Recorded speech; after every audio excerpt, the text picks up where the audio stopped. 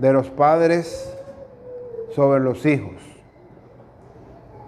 El título. Ya creo que podríamos comenzar a sacar conclusiones basado en el título. Y la primera pregunta es, ¿dónde inició todo? ¿Dónde inició el problema? ¿Cómo comenzó el problema en casa? Y usualmente nosotros como seres humanos no queremos aceptar ciertas realidades. Y lamentablemente, querámoslo o no, la realidad no va a cambiar. La estructura familiar ha sido cambiada más de una vez. De hecho, la estructura familiar establecida por Dios, la primera vez que cambió fue en el Jardín del Edén, cuando nuestros primeros padres decidieron rebelarse contra Dios. Y no sé si el tiempo nos dé, posiblemente podamos meditar en otro tema en la tarde que tiene que ver con esto, para ver cuál fue el plan de Dios, qué fue lo que Dios estableció y en qué nos hemos convertido hoy en día. Bien.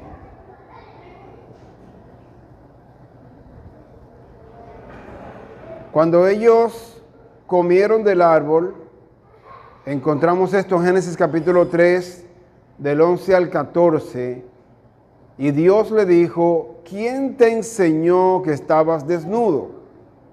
¿Has comido del árbol del que yo te mandé no comieses? Ahora, no pensemos ni por un momento que Dios les hizo esta pregunta a Adán y a Eva simplemente porque Él no sabía lo que había pasado. Lo que Dios perseguía, lo que Dios quería lograr con estas preguntas era que Adán y Eva se inculparan. ¿Entiende el término? Que ellos se inculparan. Para los jóvenes, what God really was after is to make Adam and Eve to blame themselves for what they had done. Pero de manera implícita, Adán lo que dijo fue, bueno, aquí el culpable eres tú por la mujer que tú me diste. ¿Qué hizo Adán? Él no tomó la responsabilidad de lo que él había hecho. Y si usted quiere tomar un camino equivocado, primero es el del pecado y luego el segundo camino es tratar de excusar o justificar su pecado, que fue exactamente lo que Adán hizo. Ahora vamos a notar algo muy interesante acá en el panorama edénico. Dice la Biblia claramente, el apóstol Pablo, que Adán no fue tentado. ¿Quién fue tentado? Eva fue tentada. Pero aquí la pregunta sería entonces, ¿por qué va Dios a donde Adán a hablar y no habla con Eva? Se suponía que él era la cabeza del hogar. Pero ¿qué pasó? Adán no fue responsable. Él no fue responsable en mantener a su esposa al lado donde se suponía que debía estar. Y si Dios lo permite, vamos a hablar un poquito en la tarde del papel de la mujer. Pero vamos a seguir avanzando porque el tiempo no lo tenemos. De hecho, el tema de la mañana tampoco lo terminamos porque el tiempo avanza muy rápido y yo avanzo muy lento. Y respondió el hombre, la mujer que me diste por compañera me dio del árbol y yo comí. Es decir, en otras palabras, aquí el culpable es Dios del pecado. Entonces, Jehová dijo a la mujer, ¿qué es lo que has hecho?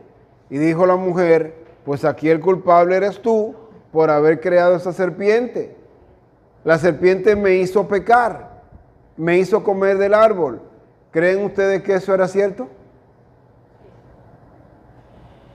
Y eso es algo que mi esposa y yo hemos hablado muchas veces. De hecho, hace como 2 días estábamos hablando de eso.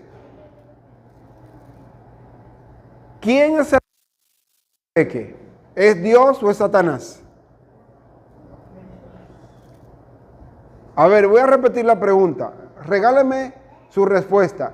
¿Quién es el culpable de que yo peque? ¿Dios o Satanás? Satanás no es culpable de que usted peque. ¿Sabe lo que hace Satanás? Le echa agua a esa semillita que usted lleva por dentro. El apóstol Pablo lo explica muy claro. Satanás saca provecho concupiscencia que yo llevo por dentro.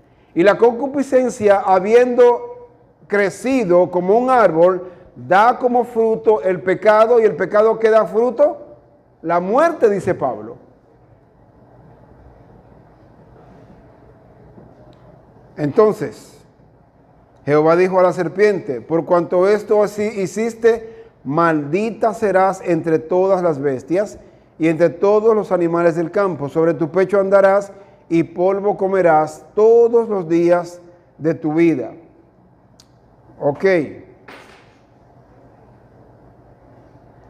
Sigue diciendo: a la mujer dijo: multiplicaré en gran manera los dolores de tus preñeces. Con dolor darás a luz tus hijos, y tu deseo será para tu marido, y él se enseñoreará de ti. ¿Por qué la mujer ahora iba a ser subyugada por el hombre? ¿Por qué? Porque ella decidió pecar. El Señor dijo: ahora tu marido se va a enseñorear de ti. Pero mire lo que dice. Mire lo que dice. Como resultado del pecado, el marido debía entonces enseñorearse de la mujer, no así antes del pecado. Ahora, ¿qué queremos en el hogar? ¿Perpetuar el estado pecaminoso o nosotros renovar el ideal edénico que tuvo Dios? ¿Qué vamos a hacer? Porque hay hombres que son muy machitos para exigirle a la mujer, pero no son machos para ellos lavar platos. No son machos para ellos cocinar. No son machos para agarrar una escoba y limpiar la casa. No, son muy machos para exigirle a la mujer. En eso sí que somos buenos a veces. ¿Sí? Entonces, el Señor dijo al hombre: por cuanto obedeciste a la voz de tu mujer y comiste del árbol que te mandé diciendo: no comerás de él, maldita será la tierra por tu causa, con dolor comerás de ella todos los días de tu vida. Y yo espero que nosotros no seamos Adanes, porque si es pecaminoso enseñorearse de la mujer de una manera humana, carnal, no cristiana, también es pecaminoso escuchar la voz de la mujer y no escuchar la voz de Dios. Hay que tener un balance.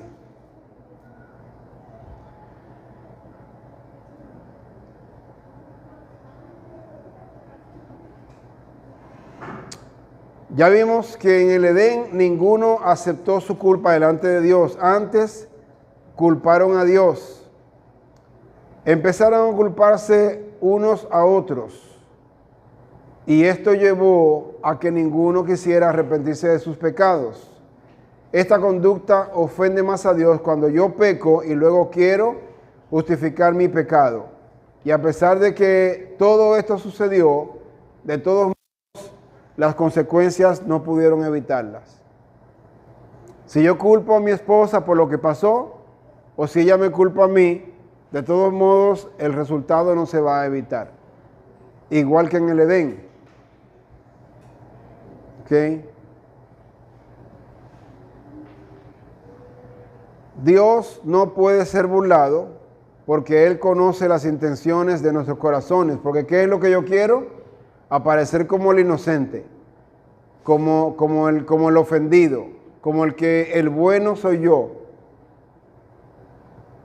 Pero Dios sabe lo que hay dentro de mí.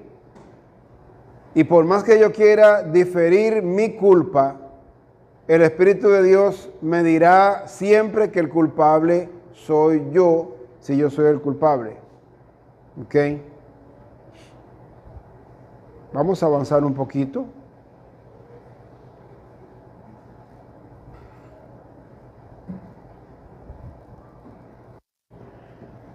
Dice Éxodo capítulo 20, versículos 4 al 6. No te harás imagen, ni ninguna semejanza de lo que está arriba en el cielo, ni abajo en la tierra, ni en las aguas debajo de la tierra. No te inclinarás a ellas, ni las honrarás, porque yo soy Jehová tu Dios, fuerte, celoso, que visito la maldad de los padres sobre los hijos, hasta la tercera y cuarta generación de los que me aborrecen. Ahora, cuando nosotros vemos una familia desordenada, cuando vemos a los hijos que más aman al mundo, las cosas del mundo, y los padres sufren, los padres lloran, los padres le piden a la iglesia, al pastor, al hermano, que oren por ellos, que oren por sus hijos, que no quieren hacer culto, que no quieren ir a la iglesia, que no hacen culto en la iglesia tampoco, en la casa tampoco. Hermanos, ¿cuántas veces nosotros pensamos cuál ha sido la raíz causal de este problema? Nosotros miramos a los hijos que no quieren ir a la iglesia ni quieren tener nada que ver con Dios. Pero ¿dónde o cuándo comenzó el problema? Si nosotros vamos a prestar atención a lo que dice el versículo número 6, dice, yo visito la maldad de ¿quién dice? Entonces, ¿dónde comenzó el problema? En el hogar, pero ¿con quién? Comenzó con los padres. Y como veíamos en la mañana, en el versículo de Proverbios 22, dice, educa al niño en su carrera, pero en realidad el original inglés y hebreo dice train up. Train up. Es decir, yo no puedo entrenar o educar a mi hijo para que sea cristiano, para que ame al Señor, cuando yo no lo soy. Yo llevo una religión, yo soy religioso, yo soy miembro de la iglesia, yo soy un pastor, soy un predicador, yo soy el anciano, soy el director de diácono, de diaconisa. Pero, ¿qué tanto me relaciono yo con Dios? ¿Qué tanto me parezco yo al Señor Jesús? Y obviamente, yo voy a grabar mi imagen en el Hijo.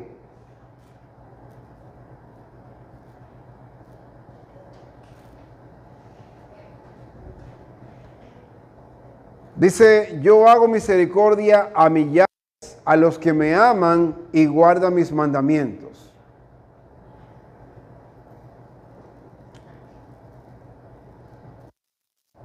El profeta Ezequiel dice, el alma que pecare, esa morirá. El Hijo no lleva justicia y la impiedad del impío será sobre él.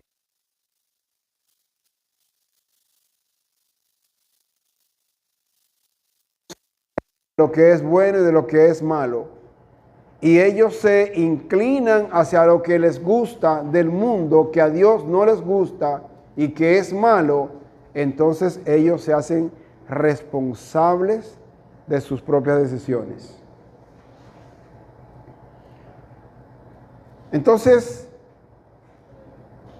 es cierto que la educación de la casa, la educación del hogar, tiene una influencia sobre los hijos, para bien o para mal. Pero tenemos que preguntar entonces, ¿hasta qué punto se extiende esto? ¿O hasta qué punto somos responsables como padres de las malas decisiones de nuestros hijos?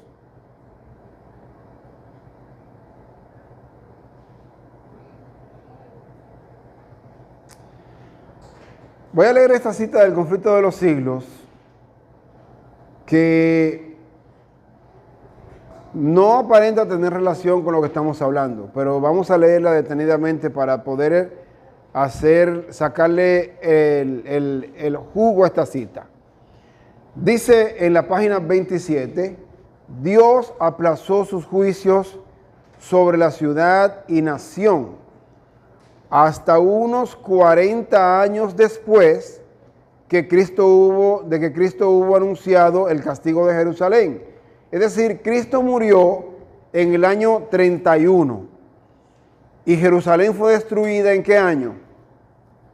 En el año 70.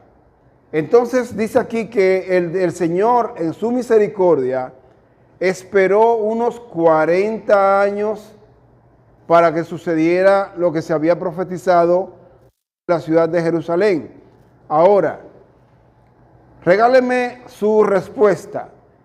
¿Por qué creen ustedes que Dios tuvo que esperar 40 años para que Jerusalén fuese destruida y no la destruyó el mismo año 31 o el año 34 cuando ellos apedrearon a Esteban? ¿Por qué Dios tuvo que esperar casi 40 años? ¿Qué creen ustedes? Y esto tiene que ver directamente con la familia. No parece ser profecía. El conflicto de los siglos, podría decir usted, bueno, ¿dónde el conflicto de los siglos habla de la familia? Pero esto tiene que ver con la familia. ¿Sabe por qué Dios tuvo que esperar casi 40 años, 39 años y medio? Porque Dios no iba a culpar a los hijos de la decisión de los padres.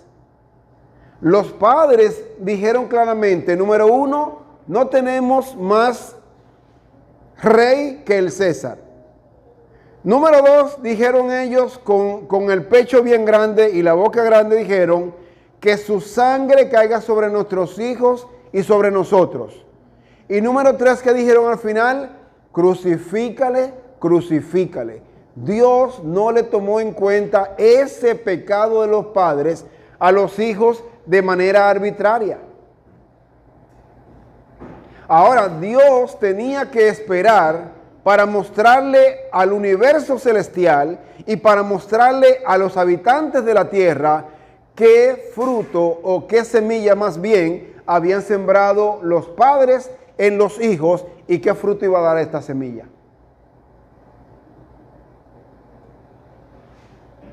Y cuando llegó el año 70, vamos a leer la cita. Admirable fue la paciencia que tuvo Dios con los que rechazaron el evangelio y asesinaran a su hijo. Había todavía muchos judíos que ignoraban lo que había sido el carácter y la obra de Cristo. Sigue diciendo, y los hijos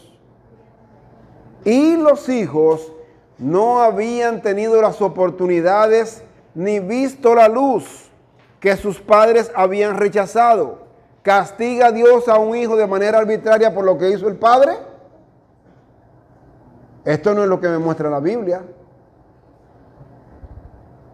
Dice, por medio de la predicación de los apóstoles y de sus compañeros, Dios iba a hacer brillar la luz sobre ellos para que pudiesen ver cómo se habían cumplido las profecías, no únicamente las que se referían al nacimiento y vida del Salvador, sino también las que anunciaban su muerte y su gloriosa resurrección. ¿Qué hizo Dios? Hizo que la luz brillara sobre esta nueva generación, la luz que los padres habían rechazado. Sigue diciendo,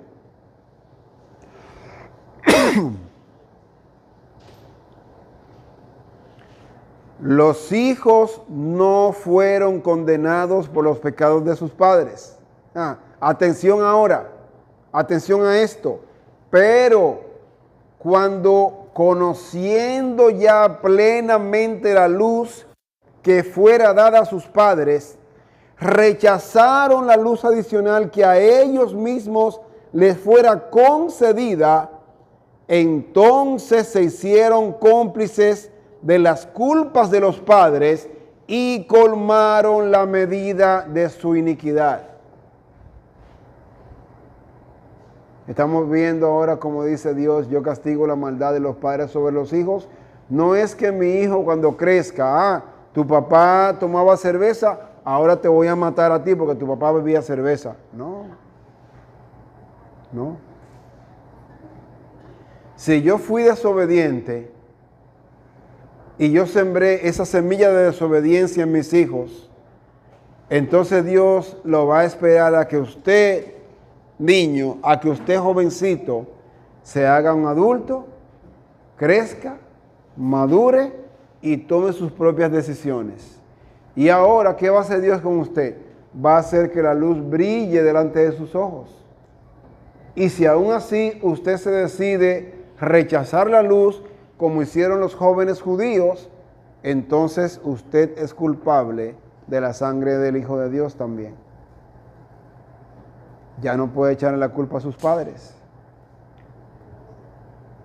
Sí, es cierto, nuestros padres se equivocaron, pero ahora, ¿cuál decisión estoy tomando yo? Porque es posible que yo me haya equivocado en la práctica y enseñé la teoría. Enseñé la verdad, pero sin ponerla en práctica. Eso puede ser cierto, pero usted puede estar seguro que esa verdad, aunque fue simplemente teórica de parte mía, el Señor la va a grabar en su corazón. Y cuando llegue el momento, el Espíritu Santo la va a hacer germinar. ¿Creen ustedes que Dios condenará a una persona que tome la marca de la bestia porque simplemente estaba en ignorancia y no sabía lo que era la verdad? No, ese no es el Dios de la Biblia. Dice Apocalipsis capítulo 18 que Dios alumbrará todo el mundo será alumbrado con la gloria del Evangelio. No importa si tus padres fueron infieles, no importa si tus padres decían una cosa en casa y en la iglesia tenían otra cara, no importa cuántas veces ellos se equivocaron, Dios hará brillar la luz del Evangelio de cada uno de los hijos que están acá. Y ellos nunca van a tomar una decisión equivocada si Dios antes no les hace lo que es la verdad. Y si tomamos la decisión equivocada, pues entonces ya no es culpa de papá y mamá.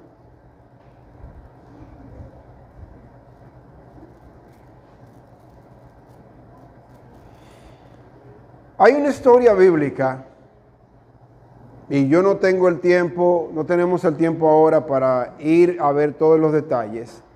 La historia bíblica se encuentra en Génesis capítulo 27 y habla de dos personajes muy conocidos en la Biblia, que es Isaac y su esposa, ¿cómo se llamaba? La esposa de Isaac, ¿cómo se llamaba? Rebeca. Isaac es uno de los patriarcas más mencionados en la Biblia.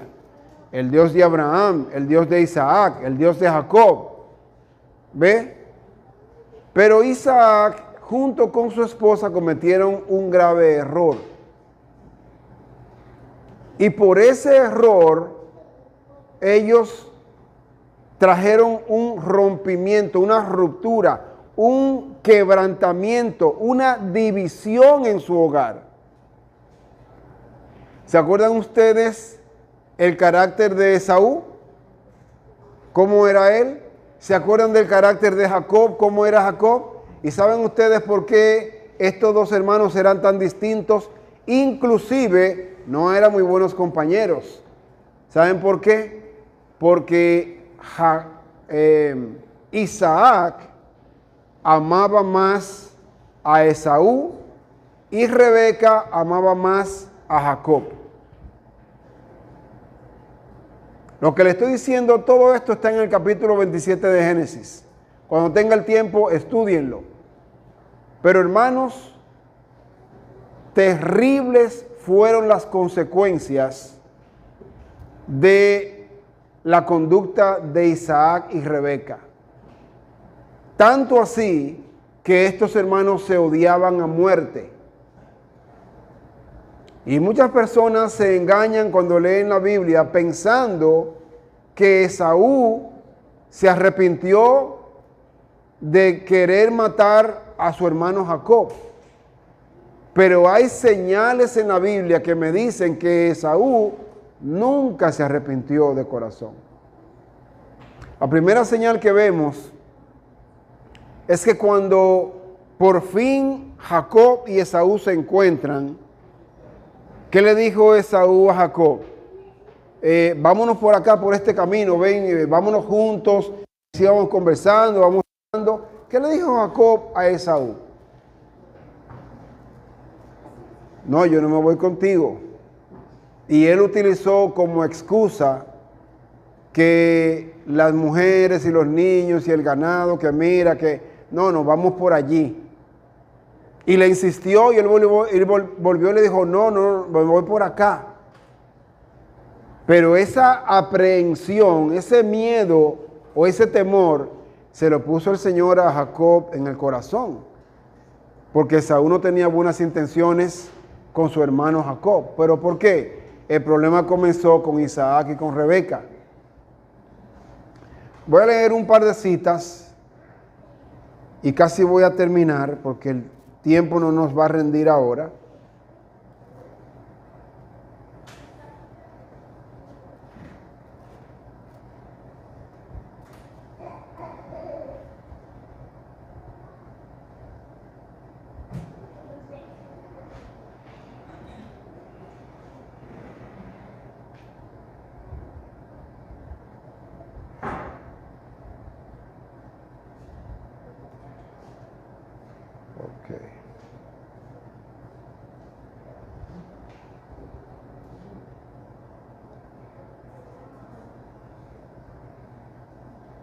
Ok. Vamos a ver.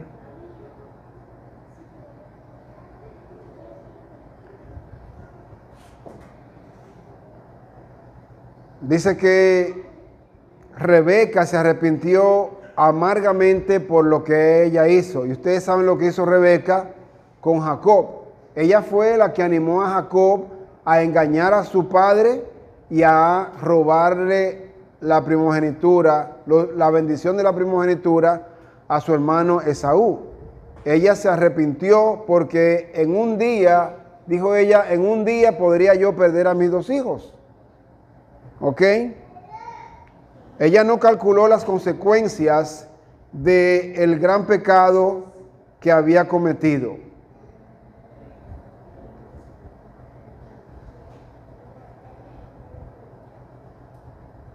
Ahora mire aquí lo que dice la Biblia. Voy a leer esta parte donde dice: cuando se cumplieron sus días para dar a luz, he aquí había gemelos en su vientre y salió el primero rubio y era todo velludo como una pelliza y llamaron su nombre Esaú. ¿Saben ustedes, hermanos, que Esaú tiene otro nombre en la Biblia? ¿Ustedes saben cuál es el otro nombre de Esaú? Edom. ¿Y sabe quiénes vienen de Edom? Los edomitas, eternos enemigos del pueblo de Dios. Pero bueno, ese es otro tema. Después salió su hermano, trabada su mano al calcañar de Esaú, y fue llamado su nombre Jacob. Y era Isaac de 60 años, oigan esto ahora, era Isaac de 60 años de edad cuando ella dio a luz, y crecieron los niños en la casa, hombre del campo. Pero Jacob era varón quieto que habitaba en tiendas. Ahora, ¿qué dice la Biblia? Y amó Isaac a Esaú porque comía de su casa, mas Rebeca amaba ¿a quién? ¿Y ustedes creen que los hijos no se dan cuenta cuando es el favorito de papá o el favorito de mamá? Entonces Isaac y Rebeca comenzaron este problema tan grande que conocemos en la Biblia. Por eso dice la Biblia que yo castigo el pecado o la maldad de los padres sobre los hijos. Ahora, vemos también por qué Esaú murió perdido, como dice Pablo, pero Jacob se convirtió en un patriarca, en un símbolo de la obediencia y del arrepentimiento. Pero esa fue su decisión ya siendo hombre. Leo un par de citas y terminamos. Esaú se crió deleitándose en la complacencia propia y concentrado todo su interés en lo presente. ¿Qué hacía él? Complacencia propia. Vivía para hoy, no para mañana. Contrario a toda restricción, se deleitaba en la libertad montaraz de la caza y desde joven eligió la vida de cazador. Sin embargo, era el hijo favorito de su padre. ¿Tenía Isaac una conciencia clara del deber ante Dios? Parece que no. Parece que no. Porque un hombre que había rechazado la primogenitura, vendídola por un plato de comida, era el hijo favorito del padre. ¿Cómo puede un padre cristiano tener como favorito a un hijo que es disoluto y rebelde contra Dios? Ese era Isaac. El problema no comenzó con Esaú, comenzó con Isaac como padre. Vamos a leer la otra parte. Jacob era reflexivo, aplicado y cuidadoso, pensando siempre más en el porvenir que en el presente.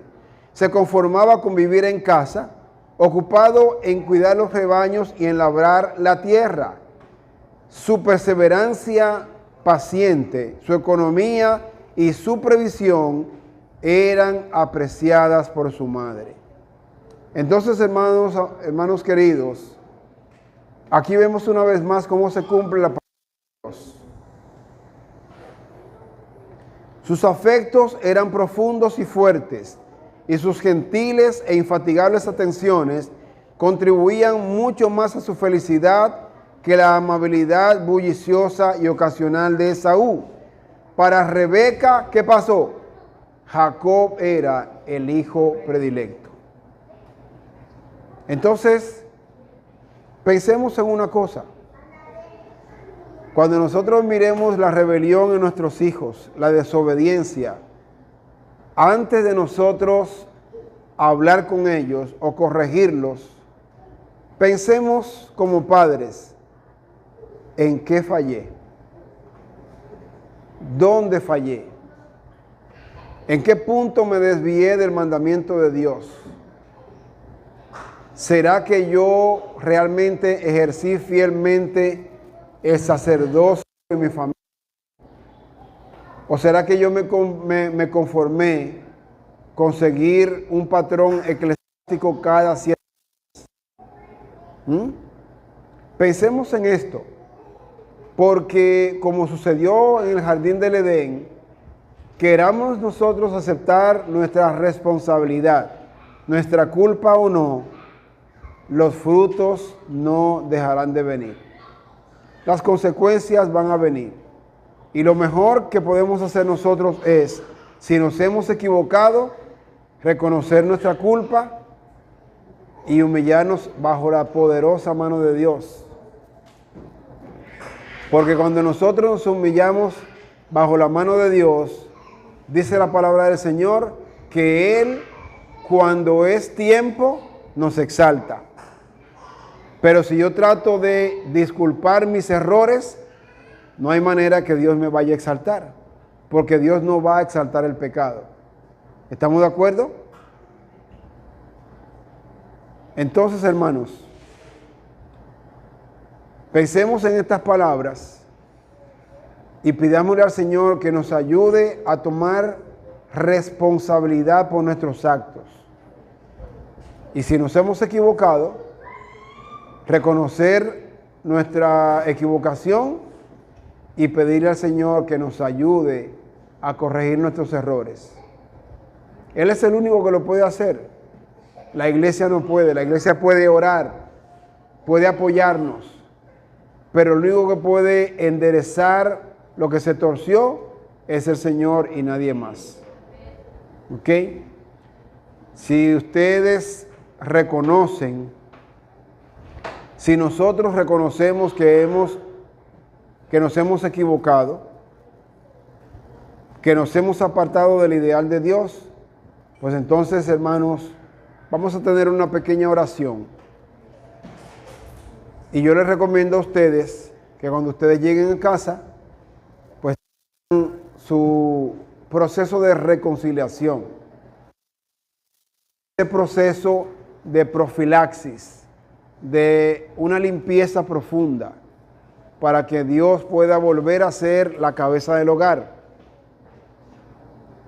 y podamos tener una familia bien ordenada. ¿Les parece? Vamos a orar entonces.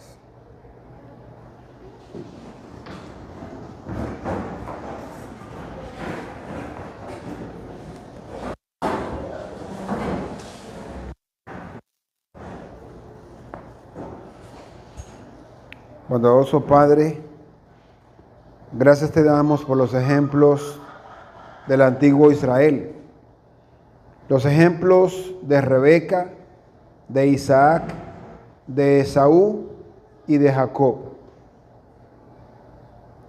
Estos ejemplos nos ayudan a entender que toda acción trae consecuencias. Toda acción trae una reacción.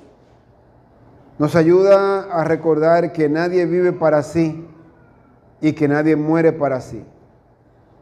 Porque aún en su lecho de muerte, Isaac siguió su instinto natural, pero equivocado.